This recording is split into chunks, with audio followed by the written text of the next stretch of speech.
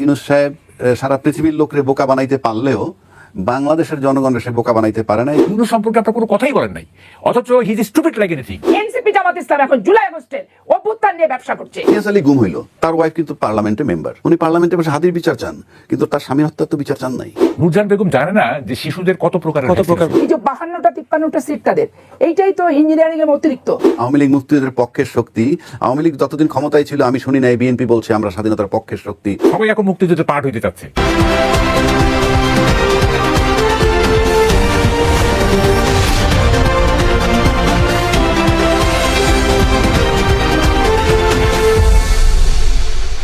দর্শক স্বাগত কালের কণ্ঠে নিয়মিত অনুষ্ঠান কালের সংলাপে। দর্শক, আমরা দেখেছি যে সংসদে অন্তর্বর্তী সরকারের বেশ কিছু অধ্যাদেশ বাতিল হয়েছে এবং বিরোধী দল অভিযোগ করছে যে সংস্কারের পথে বড় বাধা বিএনপি। অপরদিকে সরকারি দল বলছে যে আলোচনা করে অনেক কিছুই ঠিক করা এখনো সম্ভব। এছাড়া প্রাসঙ্গিক রাজনীতি নিয়ে নানা বিষয় নিয়ে কথা বলতে আজকে আমাদের স্টুডিওতে উপস্থিত আছেন সিনিয়র সাংবাদিক মাহবুব কামাল, এবং আমাদের সঙ্গে আলোচনায় এগিয়ে নিতে স্টুডিওতে উপস্থিত আছেন রাজনৈতিক বিশ্লেষক অ্যাডভোকেট আবু হেনা রাজাকি। দর্শক, আমাদের সঙ্গে আলোচনা অংশ নেওয়ার কথা রয়েছে বিএনপির সাবেক সংসদ সদস্য অ্যাডভোকেট পাপিয়া চৌধুরী। দর্শক, শুরুতেই মাহবুব কামাল ভাই, আপনাকে দিয়ে আমি একটু আজকের আলোচনাটা শুরু করতে চাচ্ছি। আপনি নিশ্চয়ই দেখেছেন যে সংসদে বেশ কিছু অধ্যাদেশ বাতিল করা হয়েছে। এর মধ্যে আবার সন্ত্রাস বিরোধী আইনের একটি বিষয় কিন্তু আমরা দেখেছি যে আওয়ামী লীগকে নিষিদ্ধের যে বিষয়টি সেটি কিন্তু আইনে পরিণত হয়েছে। এই বিষয়টিকে আপনি কিভাবে মূল্যায়ন করবেন? আওয়ামী লীগ নিষিদ্ধ করেন এটা? জি, আচ্ছা। না, এতদিন তো শুনলাম যে কোনো দল নিষিদ্ধ করার পক্ষে নয় বিএনপি। বিএনপির অনেক নেতার মুখেই তো শুনেছি, ইভেন প্রাইম মিনিস্টার নিজেও বলছিলেন এটা। কিন্তু এখন দেখা যাচ্ছে যে নিষিদ্ধ তো করা হলোই, এমনকি শাস্তিরও ব্যবস্থা করা হলো। হ্যাঁ, মানে আরেকটা জিনিস বাড়ানো হলো আর কি। তো দেখেন, রিকনসিলিয়েশনের মধ্য দিয়ে, ট্রুথ অ্যান্ড রিকনসিলিয়েশনের মধ্য দিয়ে আওয়ামী লীগকে অনুতাপ করার সুযোগও দিলেন না। হ্যাঁ, যদি একটা ট্রুথ অ্যান্ড রিকনসিলিয়েশন হতো তাহলে হয়তো আওয়ামী লীগের নেতারা সেখানে গিয়ে তাদের ভুল স্বীকার করতো, অনুতাপ করতো। সেই সুযোগটাও দিলেন না। না দিয়ে করলেন কি, যখন আওয়ামী লীগের প্রতি এক ধরনের সফট কর্নার তৈরি হলো মানুষের এই ইউনূসের ব্যর্থতার কারণে, হ্যাঁ, তখন আপনারা নিষিদ্ধ করে দিলেন। কাজটা কি ভালো হলো? দেখেন, আওয়ামী লীগকে কিন্তু মাইনাস করার একটা সুযোগ ছিল। সেটা কিরকম? 5ই আগস্টের পর আওয়ামী লীগ তো ডিসক্রেডিট হয়ে গেছিল, তাই না? একটা মোমেন্টাম উঠছিল আওয়ামী লীগের বিরুদ্ধে। তো সেই সময়টায় যদি নেপালের মতো খুব দ্রুতই একটা নির্বাচন দিত ইউনূস সরকার, তাইলে হয়তো কি ওই যে মোমেন্টাম, আওয়ামী লীগ বিরোধী একটা মোমেন্টাম ছিল, ডিসক্রেডিটেড আওয়ামী লীগ, তাইলে হয়তো কি মানুষ ভোটের মাধ্যমে আওয়ামী লীগকে মার্জিনালাইজ করে দিত ওই সময়টায়। ঠিক আছে, মার্জিনালাইজ করে দিত। এবং কি হয়তো 5 বছরের জন্য আওয়ামী লীগ লেজিটিমেটলি আইনগতভাবে আপনার মার্জিনালাইজ থাকতো। 5 বছর, অন্তত 5 বছর আওয়ামী লীগ কিছু করতে পারে, কারণ ভোটের মাধ্যমে তো তারা কি বলে যে হয়ে গেছে, মানুষ প্রত্যাখ্যান করছে, তাই না? তো সেটা করলো না। সেটা না করে এখন মানে 19 মাস বা 20 মাস পরে আওয়ামী লীগকে নিষিদ্ধ করা হলো। এইটা মানে কি বলবো, এটা ভাষা নাই। দেখেন, নিষিদ্ধ করে কি কোনো লাভ হয়? যেমন জামাতকে তো নিষিদ্ধ করা হয়েছিল না? কি হয়েছে? জামাত আজকে কোথায়? নিষিদ্ধের প্রতি মানুষের যে আকর্ষণ, সেটা কিন্তু একদম আদি থেকেই আমরা জানি। যে ওই যে আছে না, যে নিষিদ্ধ গন্ধম খেয়ে তুমি পাতকিনি, আমি পাতক। এই যে গন্ধম ফল খাইছিল আদম এবং ইভ, নিষিদ্ধের প্রতি একটা আকর্ষণ থাকবেই। এবং সাইকোলজিতে বলে যে শিশু ধরেন যে খেলে, শুধু পড়াশোনা করে না, হ্যাঁ, তখন তাকে বলতে হবে কি, তোমাকে খেলতেই হবে। তখন হবে কি, সে আইন ভাঙার চেষ্টা করবে, হ্যাঁ, তখন আর খেলবে না। একটা কম্পালশন দিয়ে দেওয়া হয় যে তোমাকে প্রতিদিন খেলতে হবে, তখন সে বলবে আরে আমাকে খেলতে বলতেছে, আচ্ছা খেলবো না। ঠিক আছে? ফলে এই যে নিষিদ্ধ করা, এইটা খুবই আনসাইন্টিফিক। এবং আমি কি বলবো যে আওয়ামী লীগকে এবং বিএনপিকে নিষিদ্ধ করে তাকে নির্মূল করা, এটা খুব কঠিন কাজ। এটা কঠিন কাজ। ওই যে একটা গান আছে না, যে একটা চাবি মাইরা ছাইরা দিছি জনম ভরা চলতে আছে না একটা গান? তো হ্যাঁ, মন আমার দেহ ঘড়ি। তো বঙ্গবন্ধু এবং জিয়া আওয়ামী লীগ এবং বিএনপি নামের দুটি ঘড়ি, দুটি দল গড়ে একটা চাবি দিয়ে ছেড়ে দিছে। এটা জনম ভরা চলতে থাকবে। ঠিক আছে? এই দুইটার কোনো বিনাশ নাই। এবং আওয়ামী লীগ এবং বিএনপি শুধুমাত্র যে রাজনৈতিক দল তা কিন্তু না, তারা কিন্তু সোশ্যাল ফোর্স অলসো, তার সামাজিক শক্তি অলসো। ঠিক আছে? এবং আমি গত 15 বছর শেখ হাসিনা রেজিমে আমি একটা কথা বলতাম প্রায়, যে আওয়ামী লীগ যখন বিএনপিকে কর্নার করার চেষ্টা করতো, বিএনপিকে নিশ্চিহ্ন করার একটা প্রবণতা আমরা দেখছিলাম, তখন আমি বলছিলাম দেখেন বিএনপিকে নিশ্চিহ্ন করতে পারবেন না এই অর্থে এটা মশক নিধন না যে কীটনাশক স্প্রে করে দিলাম সব মশা মরে গেল, তাই না?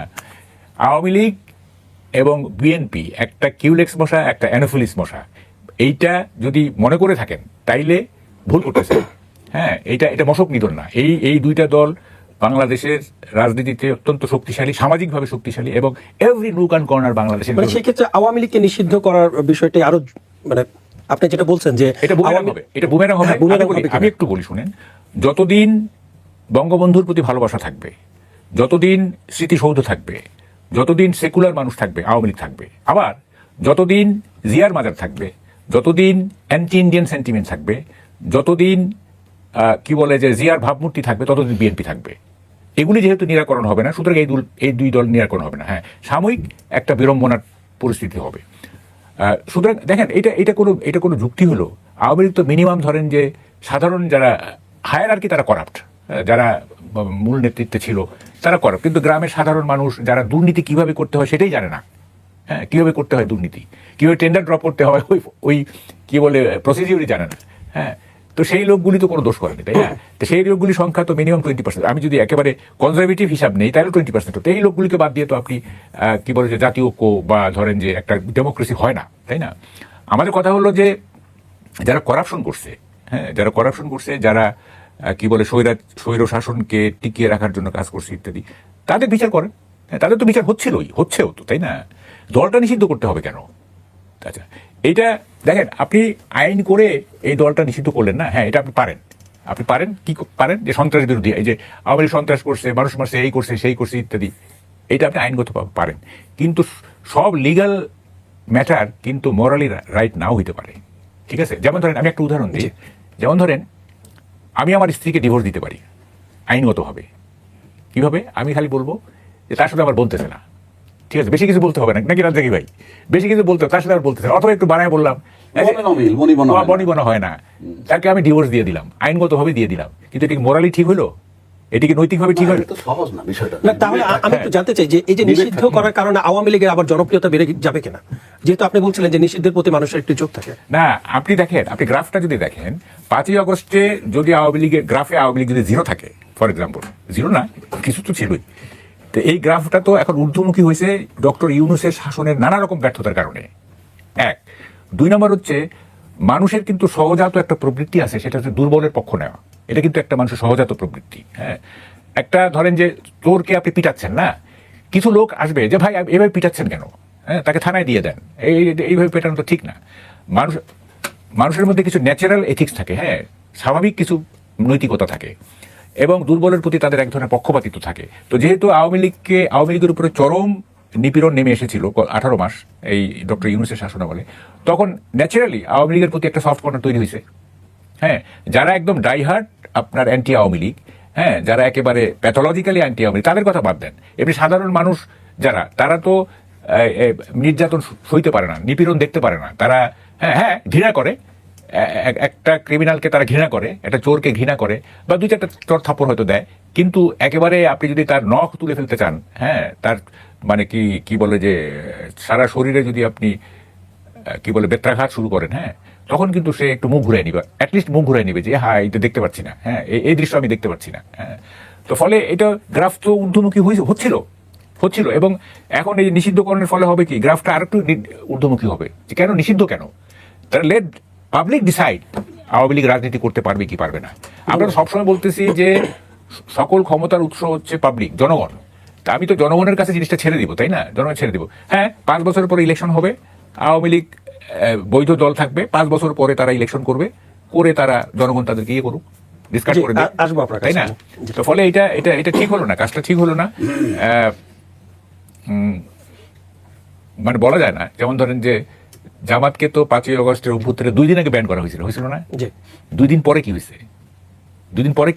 জামাত বাংলাদেশের পলিটিক্স আপার হ্যান্ডে চলে গেছে, তাই না? জাস্ট 2-3 দিনের ব্যবধান, তাই না? তো এখন এই ইতিহাস থেকে তো শিক্ষা নিতে হবে, তাই না? এবং একটা কি জানেন, এই প্রতিশোধ কিন্তু মাল্টিপ্লাইড হয়ে ফিরে আসে। যেমন ধরেন যে আওয়ামী লীগ আমলে যে প্রতিশোধ যে অত্যাচার হয়েছে বিএনপির উপরে বা জামাতের উপরে যে সব অত্যাচার হয়েছে, 5ই আগস্টের পরে আওয়ামী লীগের উপরে নিপীড়নটা কিন্তু আরো বেশি হয়েছে। তারা তো পালাইতে পারে, এরা তো পালাই গেছে। যে এই বিষয়ে আমি আপনার কাছে পালাই গেছে, তাই না? তার মানে নিপীড়নটা কিরকম ছিল? ধন্যবাদ। জি, জনাব অ্যাডভোকেট আবু হেনা রাজিকে আপনার কাছে একটু আসতে চাই। মাহবুব কামাল ভাই যেটা বললেন যে মানুষ দুর্বলের পক্ষই নাই সবসময়, তাহলে এই যে আওয়ামী লীগকে যে নিষিদ্ধ করলো, এখন নিষিদ্ধের প্রতি মানুষের একটি ঝোঁক আছে, সেটিও কিন্তু কামাল ভাই বলেছেন। তো সেক্ষেত্রে আওয়ামী লীগের আরো জনপ্রিয়তা বেড়ে গেল কিনা? অনেক রাজনীতিবিদ, সিনিয়র রাজনীতিবিদ এবং সাংবাদিক, গণমাধ্যম কিন্তু তারাও কিন্তু একই কথা বলছেন। না দেখেন, বিষয়গুলো জনপ্রিয়তা পাইলো কি পাইলো না সেটা তো একটা ভিন্ন আসপেক্ট। কিন্তু মাহবুব কামাল ভাই যে কথাগুলো বলছেন, আওয়ামী লীগ নিষিদ্ধকরণ, এই আওয়ামী লীগ নিষিদ্ধকরণটা তো করেছিল ইউনূস সরকার। মেইনলি চাইছিলেন তখন তারা কি, যে আওয়ামী লীগের রাজনীতি নিষিদ্ধ করে দিবে, মানে দলটাকে নিষিদ্ধ করবে। তারপরে যখন একটা চাপ আসলো বিএনপির তরফ থেকে, বলা হলো যে না, আমরা এগুলার পক্ষপাতী না, এইটা কোনো রাজনৈতিক দল নিষিদ্ধকরণ। তখন তিনি একটা মধ্যপন্থা বাইছে নিলেন, যেটা কি, দলও নিষিদ্ধ করলাম না, তখন একটা ইস্যু বানাইলো যে বিচার প্রক্রিয়া শেষ না হওয়া পর্যন্ত রাজনৈতিক কর্মকাণ্ড থাকবে, স্থগিত থাকবে। এটা কিন্তু টু সাম এক্সটেন্ট রাজনৈতিক দল নিষিদ্ধ করারই সামিল, কারণ আপনি কাজ করতে না পারলে দল রেখে কি হবে। তখন কিন্তু বিএনপি এগুলার বিরোধিতা করছে। এখন আপনি যদি বিএনপি নিজে গণতান্ত্রিক দল দাবি করে, নিঃসন্দেহে গণতান্ত্রিক দলের গণতান্ত্রিক সরকার, তো গণতান্ত্রিক দলের গণতান্ত্রিক সরকারের কাছ থেকে সেদিনের যে বক্তব্য, তার সাথে এটা যায় না। আপনাকে এটা বীর দর্পে বাতিল করা উচিত ছিল, কারণ আপনি অনেক মারাত্মক সেন্সিটিভ অনেক অধ্যাদেশ, যেগুলো রাষ্ট্রের জন্য প্রয়োজন, গণতন্ত্রকে ধরে রাখার জন্য প্রয়োজন, রাষ্ট্রের সার্বভৌমত্বের ভিত ধরে রাখার জন্য প্রয়োজন, সেই বিচার বিভাগ, বিচারক নিয়োগ করার যে স্বাধীন কমিশন, সেই অধ্যাদেশটা আপনি বাতিল করে দিয়েছেন। সেটা ছিল খুব জরুরি। রাজনৈতিক দল তো আপনি গণতান্ত্রিক দল হিসেবে অ্যালাউ করতে পারেন।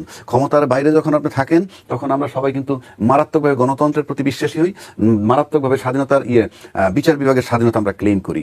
আরও ইন্টারেস্টিং বিষয়টা দেখেন, এটা মনে হয় যে খুব বন্ধ করার জন্য বন্ধ করছে না কোনো রাজনৈতিক কারণ। রুহুল কবির রিজভী সাহেব একটা স্টেটমেন্ট দিয়েছেন, আপনাদের বোধহয় জানা আছে, যে পাবলিক সেন্টিমেন্ট যদি এই অধ্যাদেশটাকে কার্যকর না করে, তাহলে সেন্টিমেন্ট তৈরি হবে, যে সেন্টিমেন্ট তাদের বিরুদ্ধে যাবে। তার মানে সেন্টিমেন্ট একটা factor, sentiment relates to emotion. তা আপনি যদি ক্ষমতায় যাওয়ার পর আপনি সেন্টিমেন্টকে চিন্তা করে একটা গণতান্ত্রিক দলকে নিষিদ্ধ করেন, যৌক্তিক অযৌক্তিক বিতর্কে আমি যাচ্ছি না, আপনারা তো এটার পক্ষে ছিলেন না, এখন যাচ্ছেন, তাহলে সেন্টিমেন্টকে গুরুত্ব দিয়ে। তাইলে যদি বলেন সংস্কার, জুলাই সনদ, সেটাও তো একটা সেন্টিমেন্ট। সেটার বেলায় তো আপনারা আবার বলছেন কি, যে দেশ তো আবেগ দিয়ে চলে না, রাষ্ট্র আবেগ দিয়ে চলে না। তো রাষ্ট্র আবেগ দিয়ে না চললে ওখানে এই স্টেটমেন্টটা আসলো কেন? কারণ এগুলো খুব কোশ্চেন মার্ক। আর আমি আওয়ামী লীগ করি না, বিএনপি করি না, জামাত করি না, কোন দল করি, দ্যাট ইজ নট ইম্পর্টেন্ট হইল আপনি তো সেই জায়গাটাই বহাল রাখলেন, যে কথাটা মাহবুব কামাল ভাই বললো, যেটা আরো কঠিন করলেন, যে এখন তার নামে স্লোগান দিলেও গ্রেফতার করবেন। স্লোগান দিলে গ্রেফতার করবেন, আপনি সেন্টিমেন্ট দমাইতে চাচ্ছেন, তো this is not the correct way. কারণ শক্তির রূপান্তর আছে, ধ্বংস নাই। শক্তি কিন্তু একটা ফর্মের থেকে আরেকটা ফর্মে যায়, রূপান্তর হয়, বিজ্ঞান বলে। আপনি পৃথিবীর কোনো শক্তি কিন্তু ড্যামেজ হয় না।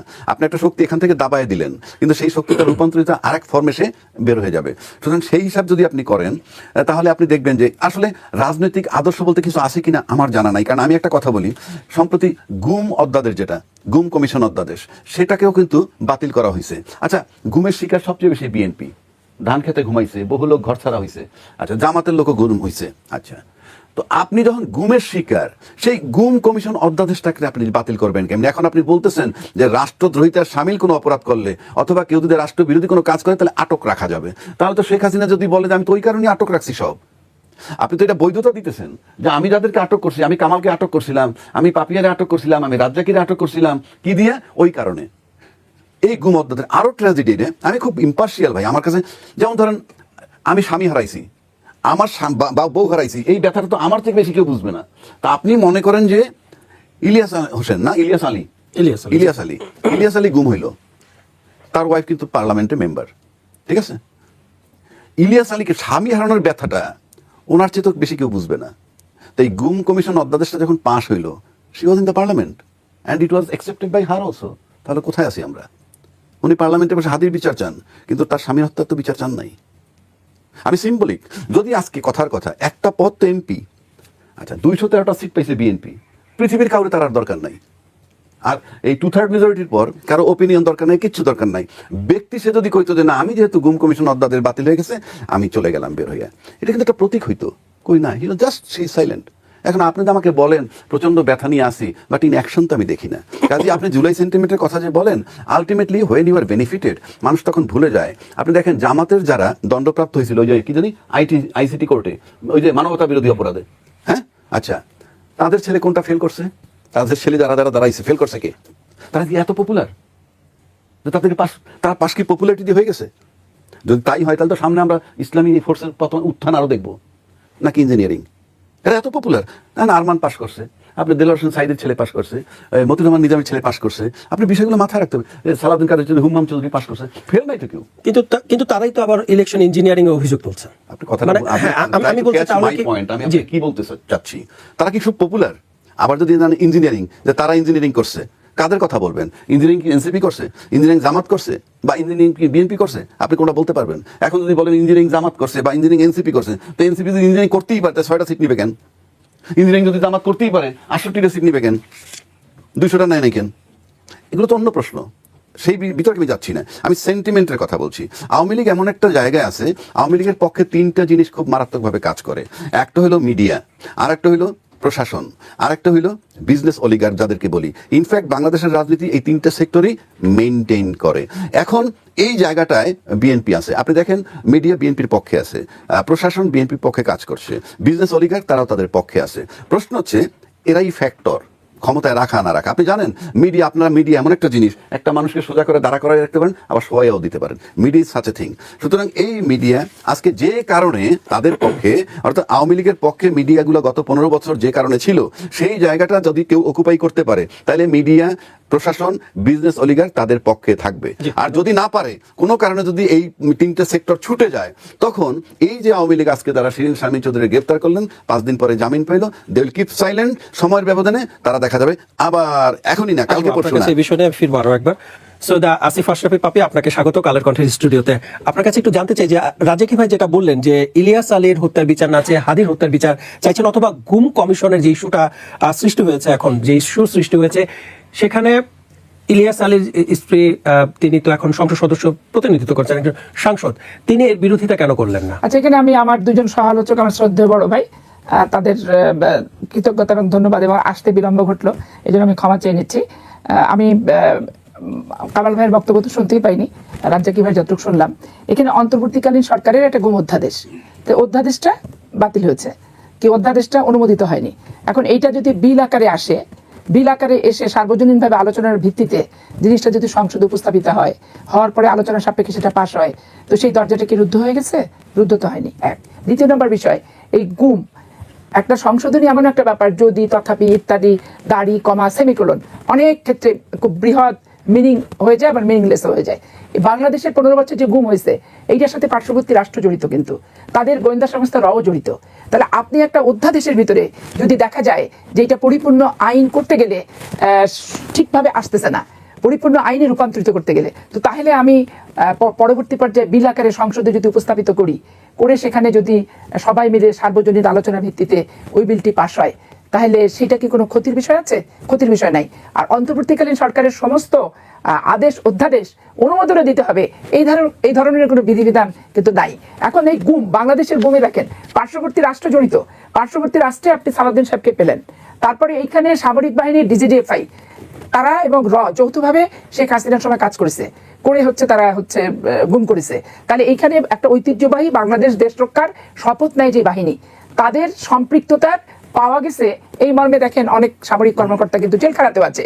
তাইলে আমার রাষ্ট্র নিরাপত্তা বাহিনী, এইটাকে তো এদের স্ট্রাকচারে ঢুকতে হবে, এদের কাঠামোর ভিতরে কোনটা উচিত কোনটা অনুচিত, এটাও কিন্তু একটা, এখানেও একটা বিধান এবং অনুশাসন আইনের কিন্তু থাকতে হবে। তাইলে শুধু গুম কমিশন অন্তর্বর্তীকালীন সরকারের বিল পাশ হলো না বলে চিৎকার দিলে হবে না। এইটা আমি দৃঢ়ভাবে বিশ্বাস রাখি যে জামাত ইসলাম তাদের গুমারাদের ফেরত পাইছে, তারা ওখানে কষ্টকর জীবনযাপন না আরামের আয়েসের জীবনযাপন করছে, সেটা ওনারা যারা রাখছে তারা ছাড়া বলতে পারবো না। কিন্তু আমরা গুম হয়েছে যারা, আমরা কিন্তু ফেরত পাইনি। ইলিয়াস আলীকে যেমন ফেরত পাইনি, চৌধুরী আলমকে ফেরত পাইনি, এবং ছাত্র ইউনিয়ন থেকে শুরু করে বাংলাদেশে গুমের একটা নাতি দীর্ঘ তালিকা আছে, কিন্তু লিঠু টিটু সবাই, এগুলো কাউকে কিন্তু ফেরত পাওয়া যায়নি।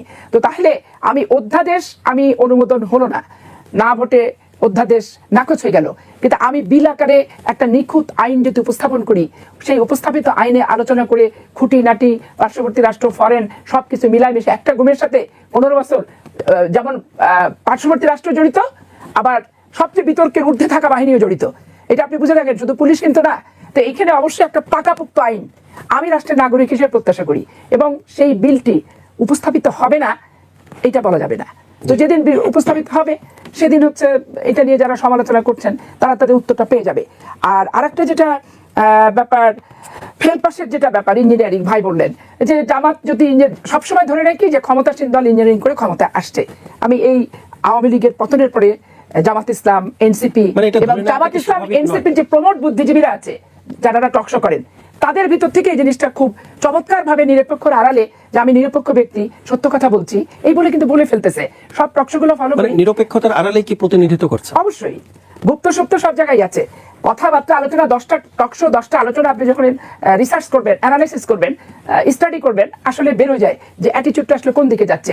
কারণ ধরেন যে ঘটনার প্রেক্ষাপট বিভিন্ন হলে বিভিন্ন আলোচনা হতে পারে, কিন্তু ঘটনার প্রেক্ষাপট যাই হোক, আলোচনা যদি হয় যে সেফগার্ড জামাত ইসলাম এনসিপি, তো সেখানে আপনি তখন বুঝে যেতে পারবেন যে বিষয়টা কোথায়। এইখানে ইঞ্জিনিয়ারিং যে কথাটা, যে তাহলে কম আসন কেন নেবে, জামাত ইসলামের সারা বাংলাদেশ সৃষ্টির পর থেকে বিরোধী দলই তো কখনো হতে পারেনি। তারা ক্ষমতার স্বপ্ন ইউনূস সাহেবকে দেখাইতে চাইছে, দেখাইতে বলছে। এই যে 52টা 53টা সিট তাদের, এইটাই তো ইঞ্জিনিয়ারিং এর অতিরিক্ত। এবং আমি একবারে পলিটিক্যালি পরিসংখ্যানের ভিত্তিতে আপনাকে বলতে পারবো, আপনি গ্রেটার রংপুর, গাইবান্ধা, কুড়িগ্রাম, নীলফামারীতে যান, এখানে ফার্স্ট সেকেন্ড হচ্ছে জাতীয় পার্টি এবং আওয়ামী লীগ, থার্ড হচ্ছে বিএনপি, আর ফোর্থ হচ্ছে জামাত ইসলাম। এখানে আওয়ামী লীগ আর জাতীয় পার্টি ফার্স্ট সেকেন্ড ফোর্থে চলে গেছে, ফোর্থ জিতছে। তাহলে তাদের কি সমর্থনগুলো তারা একেবারে হুড়কা দিয়ে ভোট দিতে গেছিল আওয়ামী লীগ জামাত, না প্রশাসন সুকৌশলে তাদের ভোটগুলোকে মেকানিজমের ভিত্তিতে দেখাইছে দাঁড়িপাল্লার ইয়েতে? এটা বোঝা কিন্তু তারা অভিযোগ করছে যে আমার চাঁপাইনবাবগঞ্জে আমি স্পষ্ট প্রত্যক্ষ বেশিরভাগ ভোট পেয়েছে যে চাঁপাইনবাবগঞ্জে, না আমি তো আপনাকে পরিসংখ্যান দেখাচ্ছি, মুখে মুখে বললে তো হবে না, এখানে পরিসংখ্যান আনতে হবে। আপনি গ্রেটার টোটাল রংপুরে দেখেন, আপনি নিজেও জানেন যে আওয়ামী লীগ এবং জাতীয় পার্টি ফার্স্ট সেকেন্ড হয়, সেখানে থার্ড হচ্ছে বিএনপি, ফোর্থ হচ্ছে জামাত।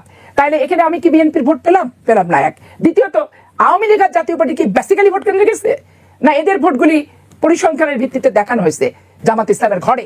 এটা একটা ব্যাপার। আর প্রত্যক্ষদর্শী আমি নিজে চাঁপাইনবাবগঞ্জ জেলায়, এইখানে 1.5 বছর আমি টকশো, আমার সব দেখবেন। আমি ইউনূস সরকারের এপিএস সাবমিট থেকে শুরু করে, এবং সে যে 2টা ডিসি জামাত ইসলামের শিবিরের কর্মকর্তা শিবিরের কর্মীকে নিয়ে গেছে, রাত্রে 15 দিন আগে একটা ডিসি নিউট্রাল গেছে, তাকে দিয়ে যখন বলছে ব্যাটে বলে মিলবে না, রাত 3টার সময় তাকে প্রত্যাহার করা হয়েছে। রাত 3টার সময় যেদিন শেখ হাসিনা রায় দেয় সেদিন তাকে প্রত্যাহার করা হয়েছে, প্রত্যাহার আর একটা জামাত ইসলামকে পাঠানো হয়েছে। এবং সেখানে ধরেন একটা বিসিএস কর্মকর্তাও না, গ্রামীণ ব্যাংকে চাকরি করতো, ইসলামী ছাত্র শিবিরের ক্যাডার, সেই হিসেবে প্রধানমন্ত্রী ইউনূসের উনি এপিএস। তো সে ধরেন এমন মনিটরিং, ফিতা কাটছে পর্যন্ত, ভিত্তিপ্রস্তর দিছে, উদ্বোধন করছে কোটি কোটি টাকার প্রজেক্ট। এইটা কি গণপ্রজাতন্ত্রী বাংলাদেশ সরকারের আপনার যে কর্মকর্তা কর্মচারীদের যে আইন, জবাবদিহিতা এবং প্রোটোকল এবং তাদের এখতিয়ারের ভিতরে কিন্তু পড়ে না। এবং যে সরকারি, আপনি অদ্ভুত একটা ব্যাপার, টিচাররা হবে গভর্নমেন্ট কলেজের প্রিন্সিপাল জামাত ইসলাম, সিভিল সার্জন জামাত ইসলাম, হাসপাতালের ডাক্তার সব জামাত ইসলাম, এবং শিবির করা তারা সব। তারপরে আপনি এগ্রিকালচারের ডিডি মুজাহিদ সাহেব, যখন মতিয়ার রহমান নিজামী সাহেব ছিলেন, তার নিয়োগপ্রাপ্ত এগ্রিকালচারের বিভাগীয় যে অফিসার, সেও জামাত ইসলাম। বর্তমান ডিআইজি এখন পর্যন্ত বহাল জামাত ইসলামের। এবং আমাদের ছেলেদের বাড়ি বাড়ি রেড দিছে এই ভোটে, পুলিশকে বাধ্য যে ধরতে হবে। আরে আমরা 120টা 30টা মামলার আসামি, ওই বাসায় অপহৃত হয়েছে, ক্রস ফায়ারে গেছে, ছেলেরা গুম হয়েছে, ফেরত পায়নি, তাদের বাড়িতে পুলিশই হানা দিছে। তাহলে আপনি শত শত কোটি টাকা ধরেন খরচ করছে। যখন আমরা প্রশাসনকে বলতে গেছি, ভাই এই তামারিতে খিচুড়ি রান্না হচ্ছে, বিরিয়ানি রান্না হচ্ছে 2 মাস থেকে বন্ধ করেন, বলে খাওয়ার জিনিস দিচ্ছে, সমস্যা কি? বিরিয়ানির প্যাকেটে প্যাকেটে টাকা বাড়ি বাড়ি, এবং হাদিস কোরআন এগুলা বিক্রির যে ফর্দ, আপনি ফর্দ দেখলে পাগল হয়ে যাবেন। পুলিশরা সিলেটে বিক্রি করতে গেছে জামাত ইসলাম জেতার পর। এখন যে 10টা সিটের মালিক না, তাকে যখন 72টা সিট দিবে, এটা ইঞ্জিনিয়ারিং না? আর আমি জনাব আবু হেনা রাজ্জাক, বক্তব্যের প্রেক্ষিতে আপনার কাছে ফিরবো। তার আগে আমি মাহবুব কামাল ভাই আপনার কাছে একটু আসতে চাই। আপনি নিশ্চয়ই দেখেছেন যে সাম্প্রতিক সময়ে দেশে মানে তেলের সংকট দেখা দিয়েছে। আমরা তো প্রতিনিয়ত শুনছি যে বন্দরে তেল আসছে, তার মধ্যে আবার অবৈধ মজুদদার যারা রয়েছে তাদেরকেও গ্রেপ্তার করা হচ্ছে, তেল জব্দ করা হচ্ছে। তাহলে এখনো কেন তেলের এত সংকট? আরেকটি বিষয় জানিয়ে রাখি, ফুয়েল পাস যে ব্যবস্থা করা হয়েছে একদিন চালুর পরে কিন্তু সেটি হোঁচট খেয়েছে। এমন প্রেক্ষাপটে এই সংকট আসলে কিভাবে নিরসন হবে? না, সবচেয়ে বড় কথা যে এই যে যেটা ফেল করলো, এই যে আমেরিকা এবং ইরানের মধ্যে যে শান্তি আলোচনা ফেল করলো, স্টপ বলা চলে, হ্যাঁ, এইটা ইট ইন্ডিকেটস এই যে বর্তমানের যে অবস্থা সেটা আরো ঘনীভূত হবে। হ্যাঁ, এবং দেখেন যুদ্ধ যদি কন্টিনিউ করে, হ্যাঁ, যুদ্ধ কিন্তু একেবারে কখনোই শেষ হবে না, আনলেস ইরান মানে আমেরিকা যতক্ষণ না পর্যন্ত স্যাটিসফাইড হবে যে ইরান পারমাণবিক অস্ত্র মানে তৈরি করবে না, ততদিন পর্যন্ত কিন্তু চলবেই। কখনো কখনো দ্রুত মানে কি স্পিডি, কখনো কখনো স্লো, এরকম চলতে থাকবে। আচ্ছা, যাই হোক, এখন এই বর্তমান যুদ্ধটা যদি কন্টিনিউ করে তাহলে কি হবে দেখেন, জ্বালানি সংকট একটা, আমদানি ব্যয় বৃদ্ধি পাবে, রেমিটেন্স প্রবাহে চাপ পড়বে এবং মূল্যস্ফীতি বেড়ে যাবে। আমি চারটা ক্যাটাগরাইজ করলাম। এবং বাংলাদেশ ব্যাংক বলতেছে যে যুদ্ধ যদি কিছুদিন কন্টিনিউ করে তাহলে মানে ইনফ্লেশন 12% ছাড়িয়ে যেতে পারে, 12% ছাড়িয়ে যেতে পারে, এবং রিজার্ভ নেমে আসবে $24 বিলিয়ন যদি এটা কন্টিনিউ করে, এবং ডলারের বিপরীতে টাকার অবমূল্যায়ন হবে ইত্যাদি। এখন এই পরে দেখেন গভর্নমেন্ট তো বাধ্য হয়েছে আপনার ওই যে কিনা ফার্নেস অয়েলের দাম বাড়াইতে, যে গতকালকে একটি নির্দেশনা দেওয়া হয়েছে, বাড়াইছে 24 টাকারও বেশি। এখন দেখেন ফার্নেস অয়েলের দাম বাড়ানোর পর এই যে মানে বিদ্যুৎ খাতের যে প্রকল্পগুলো আছে ইত্যাদি, এদের কি অবস্থা হবে দেখেন। 2 নম্বর কথা হচ্ছে ফার্নেস অয়েলের মজুদ কত আছে আমি ঠিক জানি না, শুনছি 1 মাসের মতো। আচ্ছা, ফার্নেস অয়েলের মজুদ যদি শেষ হয়ে যায় এবং নতুন কোনো ইন্ডেন্ট দিয়ে না যায় তাহলে কি হবে? আপনি যদি এখনই যদি আপনি ফার্নেস অয়েল ক্রয়ের মানে প্রক্রিয়া শুরু করেন, এইটা প্রক্রিয়া শেষ হতে হতে 40-50 দিন 2 মাস লেগে যেতে পারে। তাহলে 30 দিনের মজুদ যদি থাকে, আমি যদি মানে আমার তথ্য যদি ঠিক হয়ে থাকে, তাহলে 30 দিন পরে ফার্নেস অয়েল থাকবে না, তখন বিদ্যুৎ খাত কি হবে? লোডশেডিং ইত্যাদি, অথবা বিদ্যুৎ থাকবে না। আচ্ছা, বিদ্যুৎ থাকা না মানে কিন্তু যে আমি গরমে হাঁসফাঁস করলাম শুধু সেটুকু না, কিন্তু এইটা সেচ প্রকল্পে মারাত্মক প্রভাব পড়বে। এবং সেচে প্রভাব পড়া মানে হচ্ছে আমাদের ইরি, যেটা আমাদের ফুড সিকিউরিটির লায়ন শেয়ার, সেইটা বাধাগ্রস্ত হবে, অর্থাৎ ফুড সিকিউরিটিটাও হ্যাম্পার্ড হবে। আচ্ছা, ইলেকট্রিসিটি না থাকলে আবার কলকারখানায় একটা বড় ব্যাপার দাঁড়াবে। কলকারখানা বড় দাঁড়াইলে এটা কিউমুলেটিভ এফেক্ট হিসাবে আপনার শ্রমিক ছাঁটাই হবে। মানে আমি হাইপোথেটিক্যালি একটা মানে বড় ক্যানভাস মানে দেখাতে চাচ্ছি। তো ফলে এই একটা বড় ধরনের একটা ফ্রাইটেনিং সিচুয়েশনের দিকে দেশ চলে যাচ্ছে। এইটা অবশ্যই এটা গ্লোবাল ক্রাইসিস, এটাতে তো সরকারের দোষ দেওয়ার কিছু নাই, আমাদের নিজেদের সেটা পরে আসতেছি। ক্রাইসিসটা গ্লোবাল, হ্যাঁ, এবং এইটা নেটিভ যেটা এইটাকে ব্যবহার করে যারা যে সমস্ত ক্রাইসিস তৈরি হচ্ছে সেটা পরে আসতেছি। এখন কথাটা হলো যে মানে কি বলে যে এখন কি হবে দেখেন, সার বোঝাই একটা শিপিং কর্পোরেশনের জাহাজ জয়যাত্রা নাম, সেটা হরমুজ প্রণালীতে পার হওয়ার এখন অনুমতি পায়নি, ঠিক আছে। আচ্ছা, আর দেখেন 1 লাখ টন অপরিশোধিত তেল ভর্তি একটা জাহাজ, সেইটা আপনার 2রা মার্চ থেকে হরমুজ প্রণালীতে আটকে আছে। এইটা যখনই পার হওয়ার একটা অনুমতি পাচ্ছিল, তখন আবার ইসরায়েল লেবাননে আক্রমণ করলো, তখন ওইটা আবার বন্ধ হয়ে গেল। অর্থাৎ আপনার আমাদের যে সমস্ত শিপমেন্ট করা আছে সেগুলি কিন্তু এখন আটকে আছে। এবং হরমুজ প্রণালীর আলটিমেটলি কি হবে, এটা চালু হবে কিনা, যদি চালু হয় তারা টোল কি পরিমাণে নির্ধারণ করবে, এবং এইটা নির্ধারণ করলে আমাদের এক্সপেন্ডিচার বেড়ে যাবে, আমদানি এক্সপেন্ডিচার বেড়ে যাবে, সব একটা ঝুঁকির মধ্যে আছে। ইরান বলছে যে হরমুজ প্রণালী পাড়ি দিতে হলে রিয়েলে তাদেরকে টোল দিতে হবে, তাহলে মানে ডলারের চাপটা কমবে।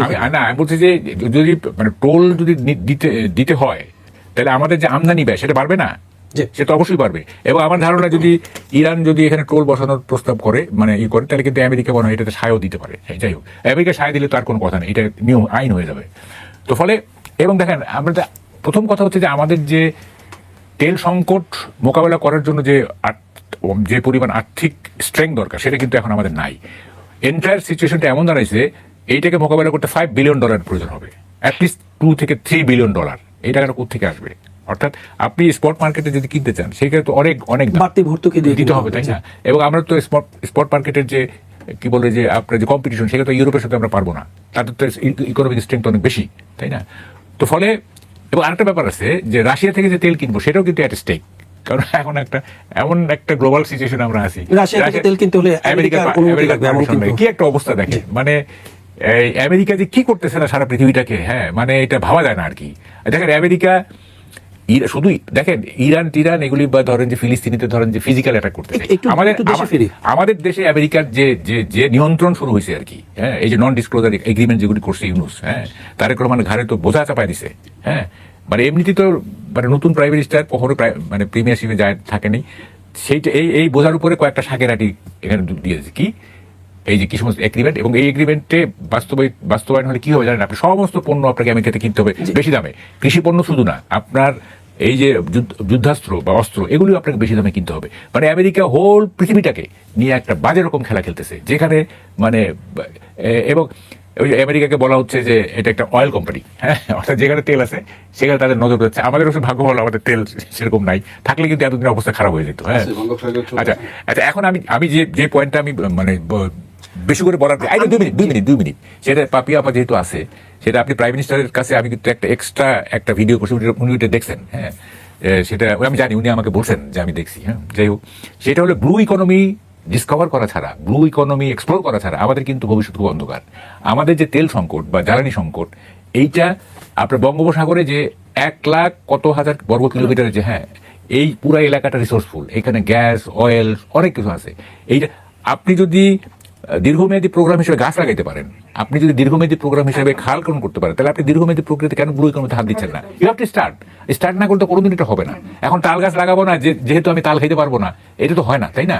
তো ফলে ব্লু ইকোনমিতে নজর দিতে আপনি এটা প্রাইম মিনিস্টারের নজরে দিয়ে এইটা কিভাবে এক্সপ্লোর করা যায়। জনাব মাহমুদ কামাল, আপনার কাছে আমি আরেকটা বিষয় রাখতে চাই। আপনি যেটা বলছিলেন যে ফার্নেস অয়েলের যেহেতু দাম বেড়েছে, দেশে বিদ্যুতের একটা ঘাটতি তৈরি হতে পারে, এতে করে ব্যবসা বাণিজ্য সহ মানুষের কর্মসংস্থানের প্রভাব ফেলতে পারে। কিন্তু আমরা দেখছি যে সড়কে যে অটো রিক্সাগুলো চলছে ব্যাটারি চালিত, এগুলোর বেশিরভাগই তো জাতীয় গ্রিডে যে বিদ্যুৎ রয়েছে বেশিরভাগই তো তারাই গিলে খাচ্ছে। এগুলো কেন সরকার নিয়ন্ত্রণে আনতে পারছে? দেখেন, এইটা আমি এই ঢাকা সিটির প্রশাসক যে দক্ষিণের, উনি তো আমার মানে খুব শৈশবের বন্ধু আর কি।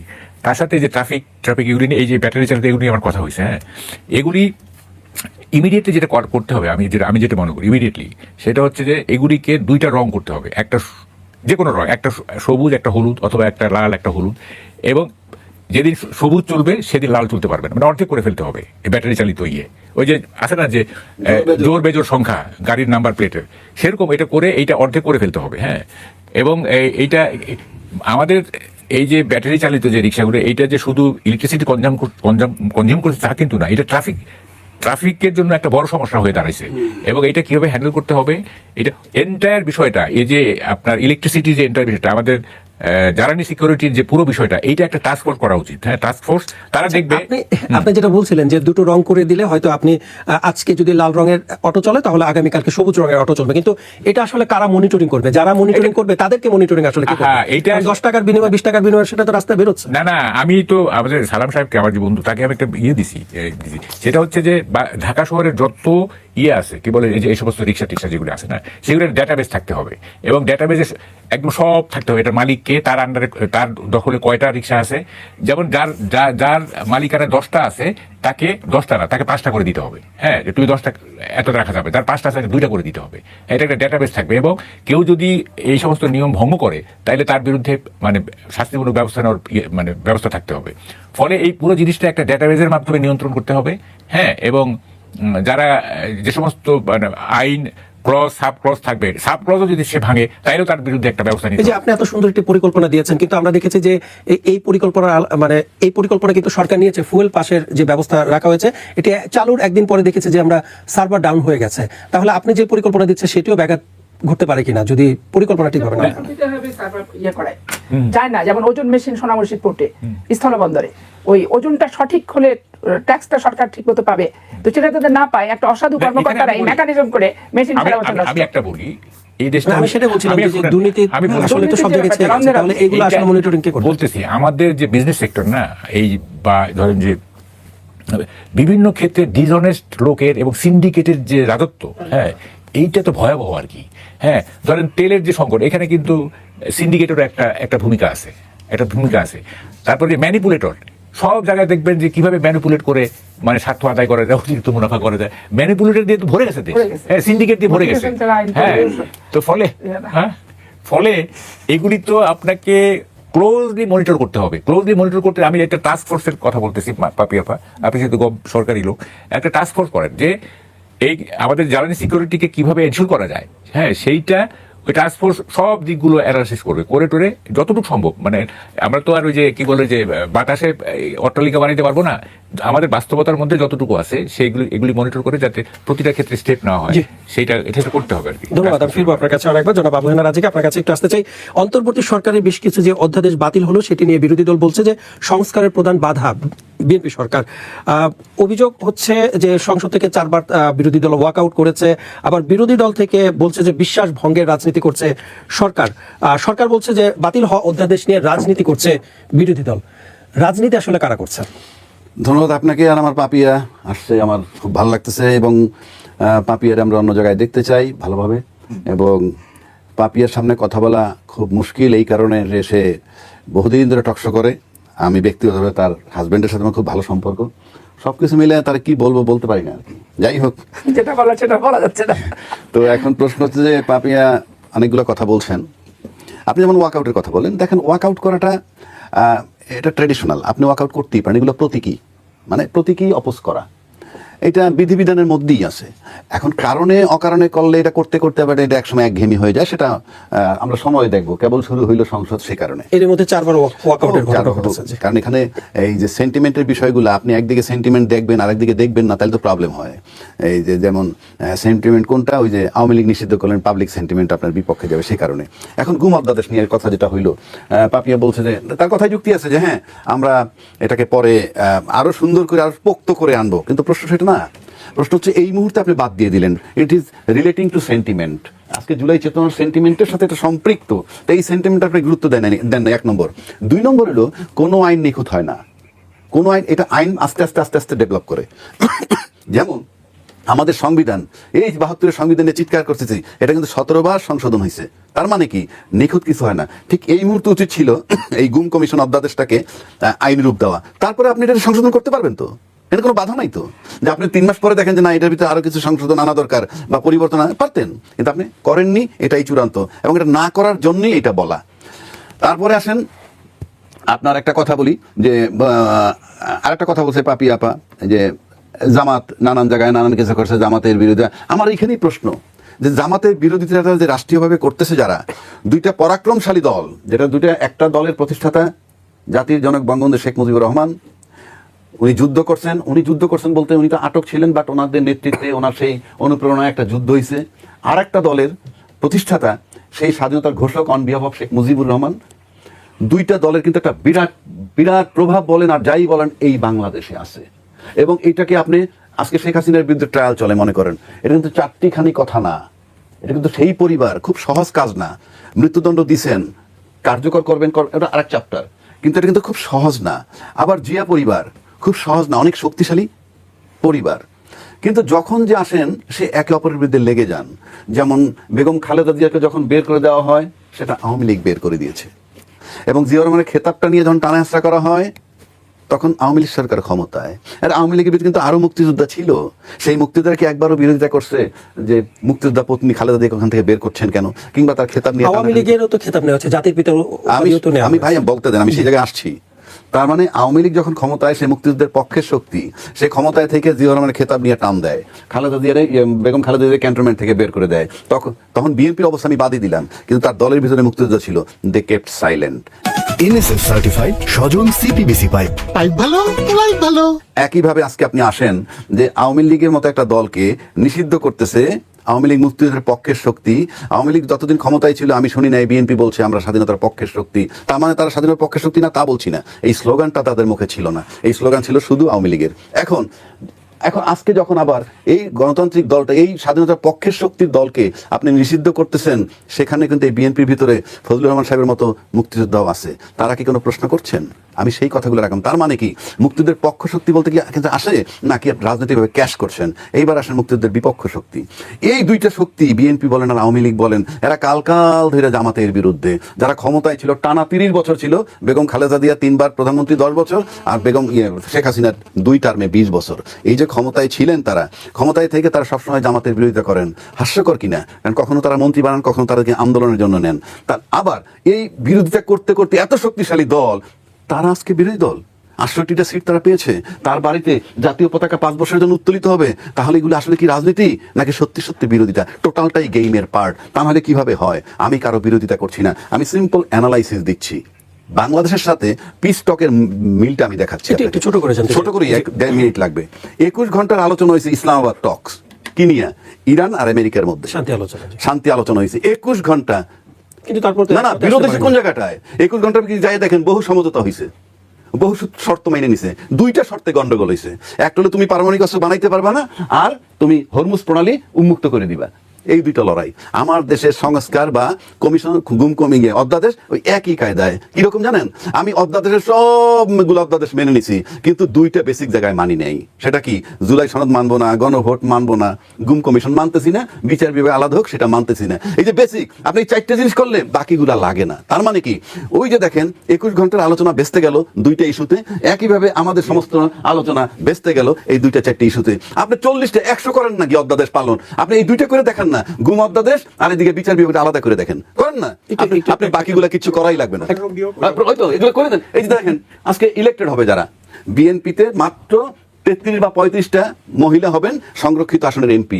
আপনি সেখানে 1300 ফর্ম দিয়ে দিলেন, কঠিন ইন্টারভিউ নিবেন, পৃথিবীর সেরা কঠিন ইন্টারভিউ নিবেন, যেখানে আপনি ভোটের ব্যাপার নাই, দল নমিনেট করবে ইন অ্যাকর্ডেন্স উইথ কনস্টিটিউশন।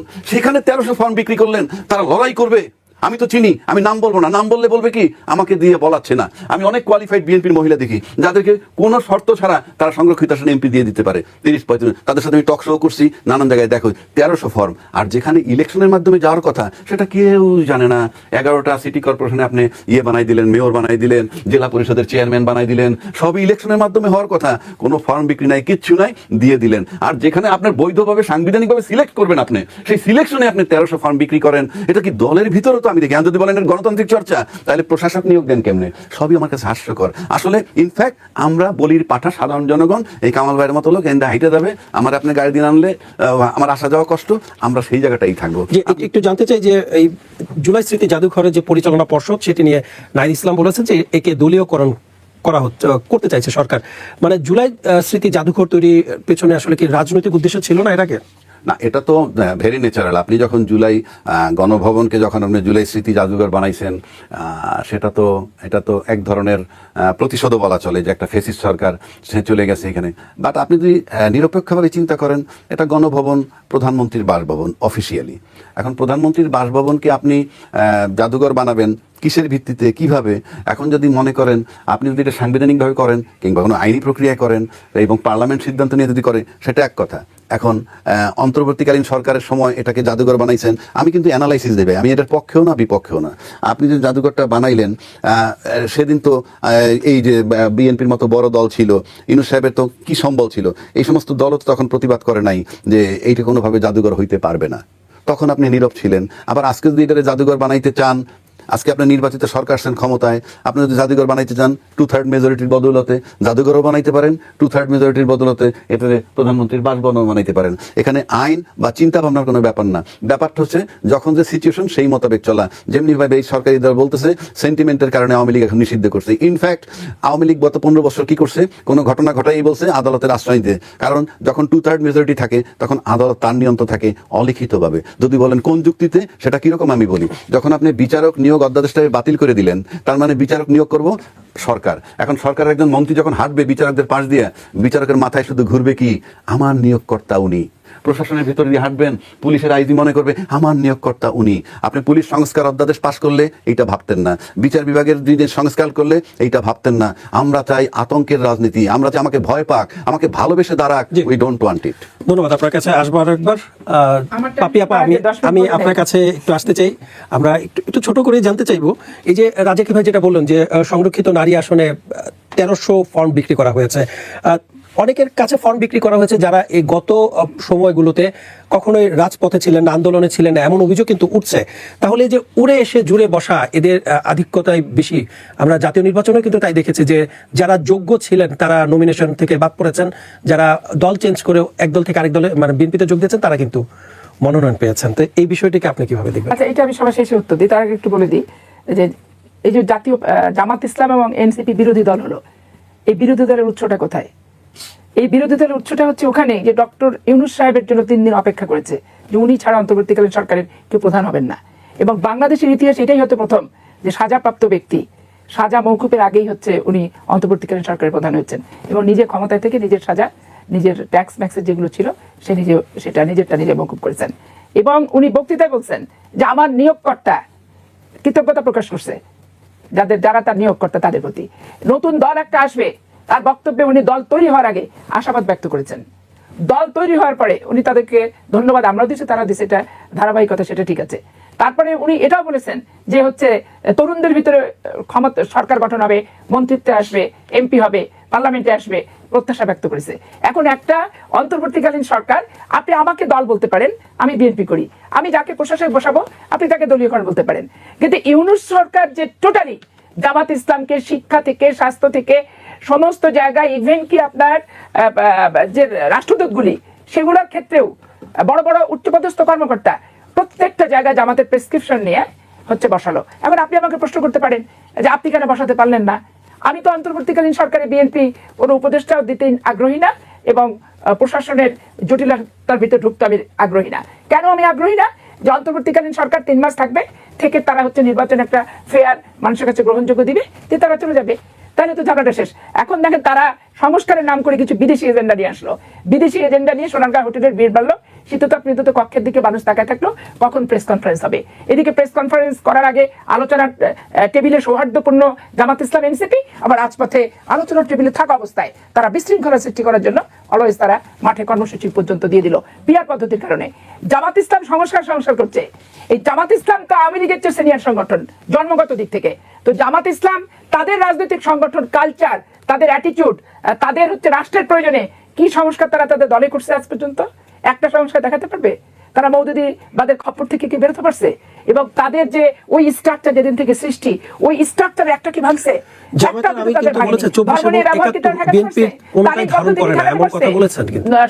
স্বর্গ এবং বেহেশত প্রদান তারা কি বন্ধ করছে?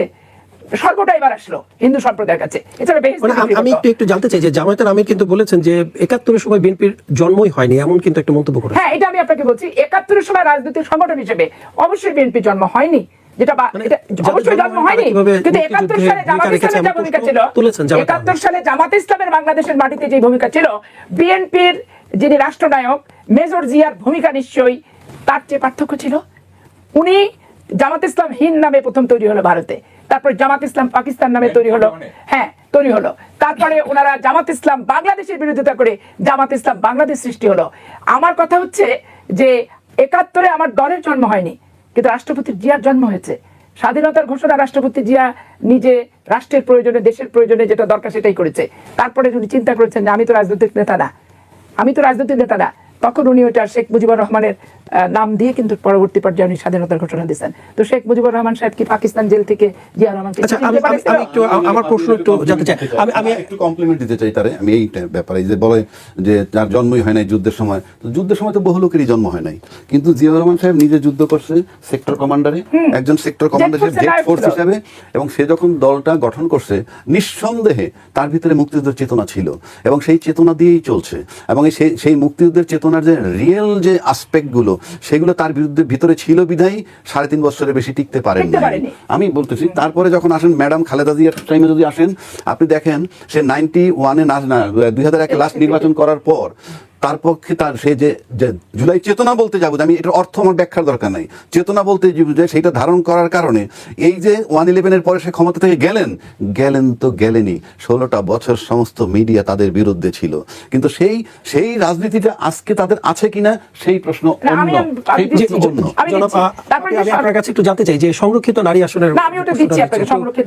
এখন এই যে উনি বললেন যে বিএনপি মুক্তিযোদ্ধার দল, কিন্তু এত মুক্তিযোদ্ধা বিএনপিতে থাকার পর উইং কমান্ডার হামিদুল্লাহ সাহেব থেকে বীর শওকত আলী সাহেব থেকে শুরু করে তারপরে অনেকেই আমাদের ছিলেন, মোস্তাফিজুর রহমান সাহেব ছিলেন ওখানে, হাফিজ সাহেব, মেজর হাফিজ সাহেব ছিলেন, তারপরে বর্তমানে অলি আহমেদও তখন আমাদের দলে ছিলেন। তো সেখানে এই যে বেগম জিয়াকে বাড়ি থেকে বের করে দিল, মুক্তিযোদ্ধারা কি করলো? বেগম জিয়াকে বাড়ি থেকে বের করে দিল, এটা শেখ হাসিনার প্রতিহিংসার একটা ফলাফল। এর জন্য মুক্তিযোদ্ধা কি দলের ভিতরে যারা ছিল তারা কি ওটাকে সমর্থন দিছে? সমর্থন দেয়নি। এখন আপনি সবসময় আমরা প্রতিবাদ করছি, আমি নিজে যতটি আমরা এমপি ছিলাম নেতারা সহ ওই ক্যান্টনমেন্টের ওখানে রাত 2টা থেকে শুরু করে ওই লাস্টে বেগম খালেদা জিয়া কানতে যে বেরোলো পর্যন্ত সারা রাত আমরা রাস্তার উপরে ছিলাম এবং সারা রাত ওখানে মিছিল মিটিং সবকিছু আমরা করেছি।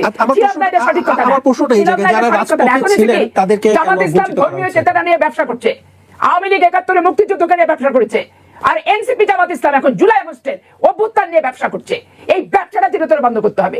এটা কারো ব্যক্তিগত ব্যবসার বিষয় না, ব্যক্তিগত ফায়দা হাসিলের বিষয় না, ব্যক্তিগতভাবে বেনিফিশিয়ারির বিষয় না।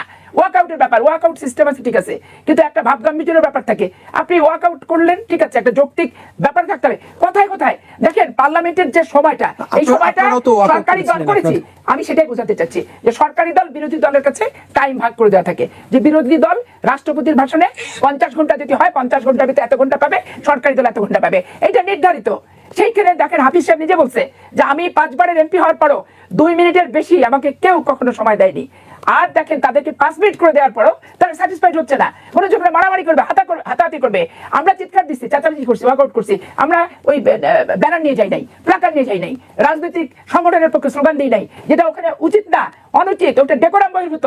তো পার্লামেন্টের মেম্বার আমি হব, আমি কনস্পিরেসি ষড়যন্ত্র সমঝোতার ভিত্তিতে 53টা 52টা 71টা সিট দিয়ে আমি গেলাম, কিন্তু আদব কায়দা আচরণ পার্লামেন্টে শো করবো না, এটা তো হয় না। তেলের ব্যাপারটা আপনি যেটা বললেন, এইটা একবারে জামাত ইসলাম ইন্টেনশনালি এটা করতেছে। আমি আমার এলাকায় দেখছি, আমি জীবনে মোটরসাইকেল ভাই এত দেখিনি, যে পরিমাণ মোটরসাইকেল সারাদিন পেট্রোল পাম্পের কাছে ওখানে বসে আছে। পুলিশ যখন একটা সিস্টেম করছে, মানে যারা পেট্রোল পাম্পে মোটরসাইকেল নিয়ে গেছে তারা সবাই জামাতি। আপনি আমার কথাটা শেষ করতে দেন, লেট মি ফিনিশ। পুলিশ যখন একটা সিস্টেম করতে গেছে যে বৈধ কাগজপত্র, রেজিস্ট্রেশন নাম্বার, হেলমেট থাকতে হবে, দিয়ে ওখানে যখন স্টিক হতে গেছে, তখন ওইখানকার বর্তমানে এই যে জামাতের এমপি সে তখন বলছে পুলিশ বাড়াবাড়ি করছে, এটা পুলিশের এখতিয়ার না, পাবলিকের এখতিয়ার। তাহলে নুরুল ইসলাম বুলবুলকে ওখানে দাঁড়াতে হবে। বাংলাদেশের সব এমপিরা তাহলে পেট্রোল পাম্প পাহারা দেখ, এটা সংসদে একমত হয়ে যাক, পুলিশের কাজ যদি না হয়ে থাকে। এই যে ছ্যাবলামিগুলো করছে, এই ছ্যাবলামিগুলো করতে যে হচ্ছে কি অশুভ ব্যবসায়ী এবং ওই যারা মোটরসাইকেলে 5 বার তেল নিচ্ছে 500 টাকা করে লিটার ওই চড়াঞ্চলে বিক্রি করছে, ওদেরকে উৎসাহিত করছে। আর মহিলা এমপিরা আমি যেটা জানতে চাই, আপনি যেটা বলছিলেন যে রাজপথে আপনারা ছিলেন, তাহলে আপনারা কেন বঞ্চিত হচ্ছেন? রাজপথে আমরা আছি, রাজপথে আমি থাকবো, আমার লাস্ট জীবনটা বের হওয়ার দেহ থেকে আগ পর্যন্ত থাকবো। এখন এখানে ঘটনা হচ্ছে কি 1370 এমপি হবে না, 37 জন এমপি হবে। হ্যাঁ ভাই যেটা বলছে যে কাজের এবং যোগ্যতার পার্থক্য অবশ্যই আছে, কোয়ালিটির পার্থক্য অবশ্যই আছে, কন্ট্রিবিউশনের পার্থক্য আছে। অনেক মেয়ে যেমন আমার পার্টি অফিসে সফুরা জেল খাটছে, অনেক কিছু অনেক কষ্ট করছে, কিন্তু এখন সফুরা কিন্তু এমপি হিসেবে ওখানে দেওয়াটা মানে দেওয়ার ক্ষেত্রে যে এমপির যে যোগ্যতা কোয়ালিটির ভিতরে সেটা পড়ে না। এখন এখানে দল সবাই মিলে বসে যেটা চিন্তা করছে যে ফর্মটা হয়তো তুলে মানসিক শান্তি পাক, যে হ্যাঁ আমরা ফর্মটা তো তুললাম, এমপি হতে পারি আর না পারি এটাও দেখতে পারি। আর পাশাপাশি বেসিক্যালি যারা এমপি হওয়ার ক্রাইটেরিয়া, যোগ্যতা, অভিজ্ঞতা, কন্ট্রিবিউশন, শিক্ষা দীক্ষা, জেল জুলুম হুলিয়া, এটা একটা ক্রাইটেরিয়া, কিন্তু কন্ট্রিবিউশন একটা ক্রাইটেরিয়া, কিন্তু যোগ্যতাটা একটা ব্যাপার। এখন এই যোগ্যওয়ালাদের জন্য একটু বিব্রত যে সবার সাথে অভিযোগ উঠছে যে যারা সংরক্ষিত আসনের নমিনেশন কিনতে গেছেন তাদের 17 বছরের রাজপথে দেখা যায়নি। নমিনেশন ফর্ম কেনার ক্ষেত্রে কোনো বিধিনিষেধ নাই, এটা বিএনপির এমপি পুরুষ এমপিদের ক্ষেত্রে কোনো বিধিনিষেধ নাই। কিন্তু রাজ্জাকি ভাই যেটা বলছেন যে এমন অনেক প্রার্থী রয়েছেন যাদেরকে এক বাক্যে নমিনেশন দিয়ে এবং সিলেক্টেড করা যায়, মানে তিনি বলছেন আমি চিনি 10 জন অন্তত যে যাদেরকে তাহলে বিএনপি কেন চিনছে না? আমি সেটা জানতে চাচ্ছি। এটা বিব্রতকর। রাজ্জাকি ভাই যেটা চিনতে পেরেছেন, বিএনপি কেন সেটা চিনতে পারছে? বিএনপি যে তাদেরকে এমপি করবে না এমনটা তো না। হ্যাঁ সেটা তো রাজ্জাকি ভাই ওই অপ্রস্তুতের হাত থেকে বাঁচানোর জন্য এই কথাটা বলছে, যেটা বিব্রতকর পরিস্থিতি। ধন্যবাদ আপনাকে মাহবুব কামাল ভাই। আপনার কাছে আমি আসতে চাই আরেকবার। আপনি যেটা বলছিলেন যে আওয়ামী লীগের নিষিদ্ধের বিষয়টা এখন আইনে পরিণত হচ্ছে, কিন্তু বিরোধী দল থেকে বলা হচ্ছে যে সরকার পুরনো কাঠামোকে রক্ষা করতে চায়। এই মানে কথা কেন আসছে বিরোধী পক্ষ থেকে? আওয়ামী লীগ তো নিষিদ্ধ করার পক্ষে বিএনপি, তাহলে কিভাবে পুরনো কাঠামো রক্ষা করতে চায় সরকার? না, একটু পরে আসতেছি। পাপিয়াপা তো জ্বালাময়ী বক্তৃতা দিলেন, জ্বালাময়ী সবসময় আমরা অনুষ্ঠান শেষ পর্যায়ে চলে এসেছি, আমরা একটু ছোট করে জানতে চাই। জ্বালাময়ী বক্তৃতা দিলেন, আমি একটু এটা কি বলে একটু পানি ঢালার চেষ্টা করতেছি এই আগুনে। সেটা হচ্ছে পাপিয়াপা, আপনি শুরুতেই বললেন কি যে এই দণ্ডপ্রাপ্ত একজন চিফ অ্যাডভাইজার হয়েছেন, তারপরে উনি নিজের আইন বহির্ভূত ভাবে নিজের সবকিছু মাফ করে নিয়েছেন, করে নিয়েছেন। হ্যাঁ, এই কথাগুলো আগে বলেন নাই কেন পাপিয়াপা? জানেন আমি বলি শুনেন, আমরা লক্ষ্য করছি 5ই আগস্ট থেকে একেবারে up to the last day of Yunus unconditional support দিয়ে গেছে বিএনপি ইউনুসকে। মবের রাজত্ব কায়েম হয়েছে, সেইভাবে কিছু বলে নাই। বীর শ্রেষ্ঠদের মূর্তি ভাঙা হয়েছে, মানে জিয়াউর রহমান যদি 71-এ মারা যেতেন উনিও বীরশ্রেষ্ঠ হইতেন, 1 নম্বর বীরশ্রেষ্ঠ হইতেন। সেই বীরশ্রেষ্ঠদের মূর্তি ভাঙা হয়েছে। বিএনপি প্রতিরোধ তো দূরের কথা, প্রতিবাদ যদি করে থাকে খুব মৃদু।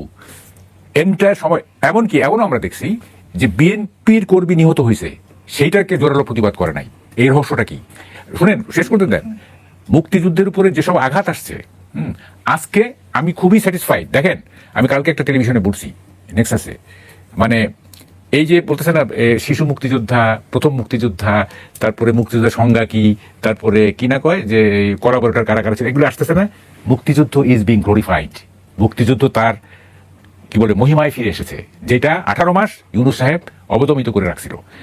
এটা মুক্তিযুদ্ধ ফিরে আসছে, কিন্তু এটা একটা চরম খুশির একটা খবর এটা। হ্যাঁ, কারণ কি সবাই এখন মুক্তিযুদ্ধে পার্ট হইতে চাচ্ছে। উনি শিশু মুক্তিযোদ্ধা, উনি প্রথম মুক্তিযোদ্ধা, একটা ক্রাইটেরিয়া হয়েছে। মুক্তিযুদ্ধকে ক্যাশ করার চেষ্টা করা হচ্ছে, মানে মুক্তিযুদ্ধের গড়ি কিভাবে যে ফিরে আসলো। আমরা ফাইট করছি, আপনারা ফাইট করেন নাই, আমরা কয়েকজন লোক ফাইট করছি, আমরাও করছি, আপনিও সে আমরা ফাইট করছি, জীবনের ঝুঁকি নিয়ে ফাইট করছি। হ্যাঁ, জীবনের ঝুঁকি নিয়ে ফাইট করছি ফ্রম ডে ওয়ান। আমরা প্রথমে বুঝছি আপনারা, আমরাও দেখেছি, আপনাদের কর্মী নিহত হয়েছে, সেটারও প্রতিবাদ করেননি আপনারা।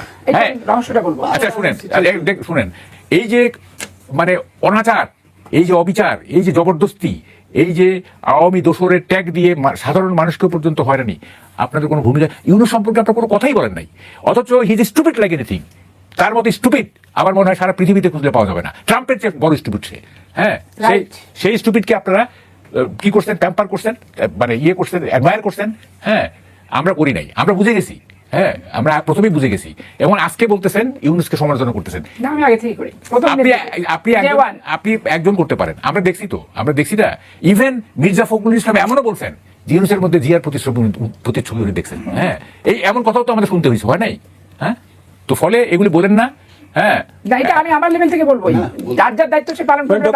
এখন যে প্রতারক কেন বলা হচ্ছে একটু ডক্টর ইউনূসকে ভাই, এইটার উত্তরটা আমি একটু দিয়ে দিই। যে ভাই যেটা বললো যে আপনারা কেন হচ্ছে এটা প্রতিবাদ এবং কর্মসূচি হট্টগোল দিই, এটাই জামাত ইসলাম, এনসিপি, ডক্টর ইউনূস সাহেব চেয়েছিল। নির্বাচনী 5 বছরও দিতেন না।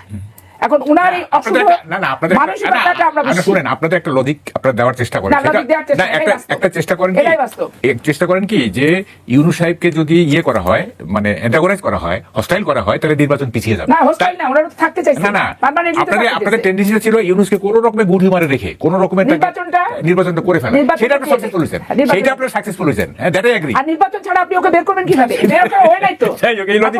এই লজিকটা ঠিক আছে।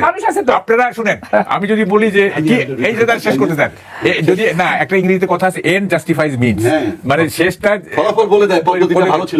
আপনার যেহেতু ফলাফল ভালো আপনাদের, তাহলে পদ্ধতিটাও আপনার ভালো। দেখেন, না পদ্ধতিটা ফলাফল বলে না।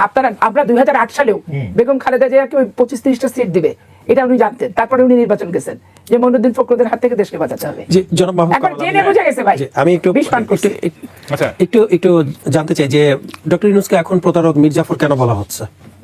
শুনেন, আপনি আমার আগে কেন বলা হয়নি, এখন কেন বলা হচ্ছে? শুনেন, কেন বলা হয় না বলি। দেখেন, আমি জাপানে ছিলাম, এই 2-3 দিন আগে আসছি। আমি জাপানে যাওয়ার 3-4 দিন আগে ইউনূস সাহেব জাপানে গেছেন, টোকিওতে। সেখানে জাপানিরা টিকিট কেটে ইউনূসের বক্তৃতা শুনতে গেছে, ঠিক আছে? এখন আপনি তখন ছিলেন, আমি 3-4 দিন পরে গেছি। আপনি গিয়েছিলেন? আমি গিয়ে পাইনি ওইটা। ওই পাইলে আমি টিকিট কেটে যাইতাম তাকে ধরার জন্য, ঠিক আছে? আমি পরে গেছি। তো আমি একজন জাপানিকে জিজ্ঞেস করলাম, একজন বাঙালিকে জিজ্ঞেস করলাম, আচ্ছা টিকিট কেটে ইউনূসকে কেন জাপানিরা এইভাবে কি বলে যে দেখে বক্তৃতা শুনতে গেছে? অল জাপানিজ সেখানে গিয়ে হাজির। তো আমাকে বলতেছে যে জাপানিরা নোবেল লরিয়েটদেরকে খুব মূল্যায়ন করে। হ্যাঁ, এবং তারা এত ডিটেইলে জানে না। তো এত সবাই কি ইউনূস সাহেব যে ম্যানিপুলেশন করে নোবেল নিচ্ছে, এটা কয়জনে জানে? জানে দোতলা একটা বাড়ি দেখায় বলছে এটা গ্রামীণ ব্যাংকের লোন থেকে এটা করা হয়েছে, অথচ বাড়ি অন্যজনের। এগুলি তো আমরা জানি। ফলে এগুলি সবাই তো সবকিছু জানে না, তাই না? এখন সবাই মনে করছে যে সে টাকার বিনিময়ে সারা পৃথিবী বক্তৃতা দিয়ে বেড়ায়। তার ওই যে কি 03 একটা বোগাস একটা মানে 03 প্রোগ্রাম। হ্যাঁ, এগুলো তো ব্যাখ্যা করছে 18 মাস ধরে, আপনারা শোনেন নাই? সে বলবে যে 0 নিউক্লিয়ার আর্মস, সে বলবে যে 0 কার্বন। আবার সে শান্তিতে নোবেল পাইছে, সে বলবে 0 নিউক্লিয়ার আর্মস, সব নিউক্লিয়ার আর্মস ভূমধ্য সাগরে ফেলে দিতে হবে, এটা সে বলবে। সে অস্ত্র ব্যবসায়ীদের চান্দা দেয়, আর এদিকে বলে যে 0 কার্বন। হ্যাঁ, ফাইজলামের একটা সীমা থাকা উচিত। আবার বলতেছে কি পোভার্টি আর আনএমপ্লয়মেন্ট। আরে আহমক, আনএমপ্লয়মেন্ট থাকলে তো এমনিতেই পোভার্টি থাকে না, আর পোভার্টি না থাকলে তো এমপ্লয়মেন্ট থাকে না। দুইটা তো পরিপূরক। তো একটা ব্র্যাকেটে কেন বন্দি করলেন? হ্যাঁ, দুইটা আলাদা করেন, ওখানে একটা স্পেস থেকে ওখানে নিউক্লিয়ার আর্ম ঢুকান, তাই না? তো এই সমস্ত হয়েছে। এবং কি বলবো, মানে ভাষা নাই। এরকম প্রতারণা, এরকম বাক সর্বস্ব একটা লোক, তার পিছনে পুরো জাতি মানে হয়ে গেল, জড়ো হয়ে গেল। হ্যাঁ, একটা ফলস ড্রিমিং এর master say. He has perfected the mechanism how to romanticise people. এবং কতগুলো বারে দেখেন এগুলি বললে না একবার বলতেছে কি জুলাই সনদ পাশ করার মধ্যে দিয়ে অসভ্য থেকে আমরা সভ্য হয়ে যাচ্ছি বলেন একটা হয় চলে। একটা সেন্সিবল এতদিন তাহলে অসভ্য ছিলাম, জানোয়ার ছিলাম, জন্তু ছিলাম, জীব ছিলাম। মিথ্যা কথা বলে আমাদের কাছে চিঠি আসতেছে আমাদের তরুণদের নেওয়ার জন্য। হ্যাঁ, কই চিঠি কই? এই চিঠিগুলি কোথায় আছে বের করেন। তারপরে কি জানি বলে আর কি। হ্যাঁ, এবং এগুলি দিয়ে মানে হয়েছে কি, মানে আমাদের দেশে তো বোকার সংখ্যা কিন্তু অনেক, হ্যাঁ, বুদ্ধিমানের সংখ্যা কিন্তু খুব কম। এই বোকারা, এই ফুলিশ পিপল, তারা এগুলি এত ডিটেইলে যায় না, ওই যা বলে শুনে। হ্যাঁ, জানেন আমি এত ক্ষেপে আছি যে আমি কতগুলি শব্দ ব্যবহার করা আমার উচিত হয় না, কিন্তু আমি পারতেছি না আর কি, যে স্টুপিড শব্দটা ব্যবহার করা উচিত হয় না। হ্যাঁ, বিভিন্ন অনুষ্ঠানে বলেছে যে